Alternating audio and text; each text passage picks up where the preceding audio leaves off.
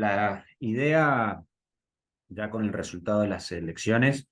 es contar cómo seguimos viendo el mercado como continuación de lo que hablamos en nuestro webinar preelecciones y que creo que aquellos que no lo vieron los invitamos a verlo porque la visión en general se mantiene y creo que fue bastante acertada de lo que vimos en el precio de los activos. En esta oportunidad vamos a concentrarnos en lo que es el mercado de acciones porque es donde se han visto las reacciones más violentas a la confirmación de el futura presidencia de Milei. Y lo que vimos en las acciones en el día de ayer, que estuvo cerrado el mercado local, pero que sí estuvo abierto el mercado internacional, es un fuerte rally. Nosotros lo que decíamos preelecciones es que el mercado venía en una lateralización entre los 625 y los 900 dólares si tomamos el índice Merval y lo pasamos a dólares a tipo de cambio de contado con liqui, es decir, a tipo de cambio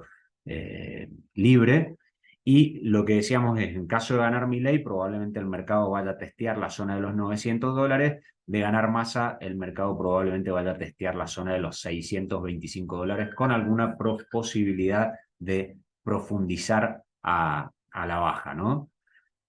Ya con esto y la apertura que tuvimos hoy del mercado, lo que vimos es que rápidamente el Merval fue a la zona de los 900 dólares, haciendo un máximo en la zona de 920 dólares. En este momento lo vemos más lateralizando ahí en la zona de 846 dólares después de la fuerte suba.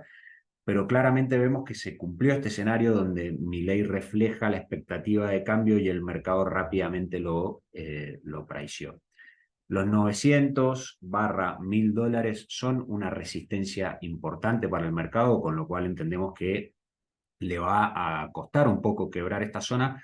pero lo que vemos como algo muy positivo y que de hecho lo vimos reflejado ayer es que los inversores internacionales y principalmente fondos todavía no están participando con fuerza del mercado de acciones argentino, que es un mercado muy chiquito, que es un mercado con poca volumen y profundidad, con lo cual es bastante lo que se puede hacer desde ese lugar. Con lo cual creemos que a medida que la expectativa de un cambio de políticas económicas en la Argentina vaya creciendo en momentum, es probable que esos 900 dólares se terminen quebrando al alza. Va a haber que tener un poco de paciencia, pero es el escenario que hoy le asignamos mayor probabilidad. Un papel del que se habló muchísimo ayer es el caso de YPF, por ejemplo, que en el día de ayer fue el que más subió, tuvo una suba del 40% en dólares en una sola jornada, algo increíble, y lo hizo con mucho volumen, es decir, que realmente los inversores internacionales estuvieron entrando en este papel. Ahora sí creemos que es importante poner en perspectiva lo que está pasando acá. Lo que vemos es, en primer lugar, que recién estaría yendo a testear los máximos que ya hizo este mismo año, es decir, antes de las PASO de este año, cuando la expectativa de cambio era que ganara Juntos por el Cambio, que viniera una nueva política económica en la Argentina, ya este banco había, perdón, este banco no, esta empresa, esta petrolera de bandera nacional ya había testeado la zona de arriba de 16 dólares, lugar al que ni siquiera llegó ayer con la fuerte suba que tuvo. Inclusive si lo ponemos mucho más en perspectiva, recién estaría yendo a cerrar el gap, como se dice, que había quedado de las PASO del 2019. ¿Qué significa esto? Que post paso del 2019, cuando se confirmó de alguna forma que vendría un nuevo gobierno kirchnerista, lo que vimos en el precio de las acciones fue que se desmoronaron, que se cayeron como un piano ese lunes posterior, y recién a estos precios YPF estaría volviendo a los niveles que había antes de esas fatídicas pasos del 2019. Y puesto aún más en perspectiva, todavía estamos lejísimos de aquel nivel que alcanzó YPF durante el mejor momento del gobierno de Macri, fines del 2017, principio del 2018, cuando cotizaba en la zona de los 26 dólares con 50, ¿sí? ¿Qué es importante tener en cuenta en YPF? Creo que lo que vimos en YPF ayer fue un poco de locura en línea con las declaraciones de Milei de una idea de privatizar esta empresa, que en realidad ya es una empresa privada, sino que lo que tiene es mayoría de tenencia accionaria por parte del Estado, con lo cual lo que haría el Estado es vender su participación accionaria al mercado. Ya una parte está volcada al sector privado, que son las acciones que vemos que todos los días cotizan. Pero bueno, ahí hay que tener en cuenta que se requiere una serie de autorizaciones, principalmente del Congreso, también que una parte de esas acciones la tienen las provincias, no son todas del sector público nacional, Con lo cual, no creemos que esto sea tan lineal. Sí puede haber un gran beneficio en YPF de la mano de un cambio en la política que tiene que ver con la parte petrolera, que eso sí podría hacer que las petroleras accedan a muchas mejores estructuras de precio para vender sus productos, pero todavía estamos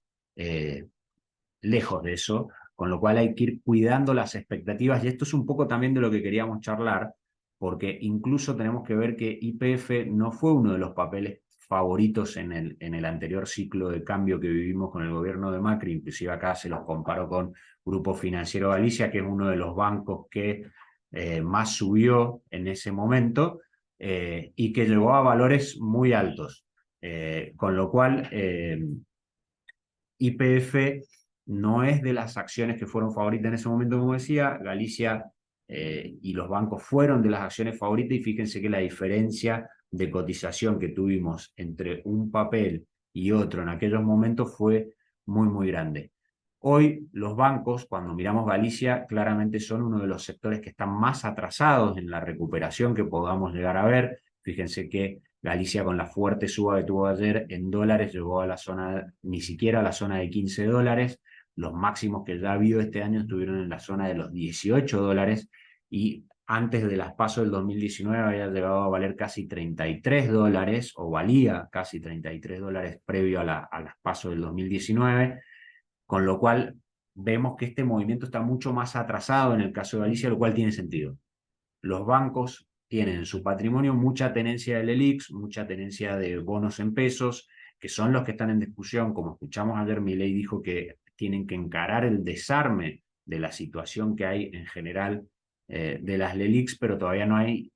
conocimiento sobre cómo se va a hacer esto y si esto va a terminar siendo beneficioso o no para el patrimonio de los bancos. Con lo cual acá vemos un activo con muchísimo potencial de suba, con mucho riesgo también, y que yo creo que para una cartera arriesgada tiene sentido tener una participación por el tremendo potencial que puede tener. Pero hay otros sectores, como en este caso les muestro Edenor, o el sector de utilities, como se dice en general, y de energéticas, donde con el rally de ayer Edenor estuvo en la zona de los $14, llegó a valer arriba de $17 durante este año antes de las PASO. El gap que dejó abierto allá por el 2019 está más cercano a la zona de los $18, y en el mejor momento del gobierno de Macri, fines del 2017, principio del 2018, llegó a valer en la zona de $63, con lo cual se imaginan el upside que tendría para volver a ese momento de efervescencia. Sería tremendo para un papel como este. Obviamente tienen que pasar muchas cosas en Argentina como paso previo, pero sí vemos que acá puede haber mucho más valor que en un papel como YPF, que puede tener mucho más sentido para una cartera posicionarse con más fuerza en esto que en bancos, pese a que vemos en bancos mucho potencial y que creemos que puede haber cosas buenas. Con lo cual, lo primero que queremos decir es, el mercado de acciones tiene potencialidad, puede seguir subiendo a medida que se vayan inyectando nuevas expectativas de cambio y de mejora macroeconómica, pero hay que ser selectivos, saber buscar los activos que no se han anticipado tanto, los activos que siguen teniendo potencial a futuro y los activos que se verían más beneficiados con las políticas que pueda llegar a llevar adelante Milei, como puede ser también, que nos estamos mostrando acá, papeles que estén más relacionados con el sector exportador, como puede ser, por ejemplo, Cresud, que con un tipo de cambio más favorable y con una política internacional de comercio más lógica, pueden también tener mucho potencial desde sus negocios. El otro activo que queremos hacer mucho énfasis hoy son los bonos en dólares. Creemos que todo lo que hablamos en nuestro webinar, y estos slides que les muestro son de ese webinar, creo que se reafirma. Creo que agregamos otra visión más que en aquel momento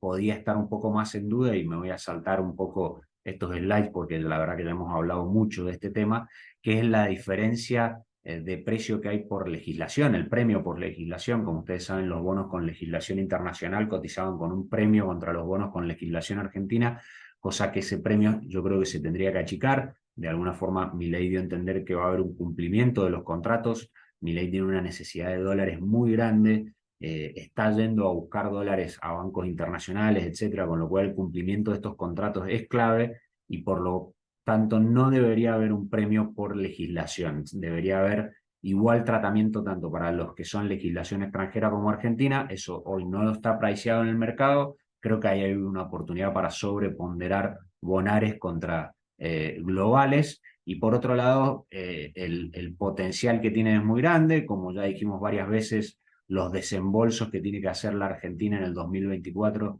no son tan exigentes, se puede acomodar, le puede dar tiempo a armar una estrategia lógica para ya en el 2025, cuando los vencimientos son más onerosos, ya haber logrado reestructurar esta deuda voluntariamente probablemente y con condiciones más beneficiosas para el mercado, con lo cual claramente es un trade asimétrico donde vemos que el riesgo que se corre a estos precios es bajo contra la potencial ganancia que pueda haber, pero sí creemos que la clave que sigue teniendo que ver un inversor al momento de entrar en esto es que es una inversión de largo plazo. Mucho potencial, pero es una inversión de largo plazo. No lo piensen como un trade de 1, 2, 3 meses, porque Argentina tiene un escenario muy complejo de corto plazo, van a pasar cosas dolorosas en el corto plazo y si uno no está dispuesto a atravesarlas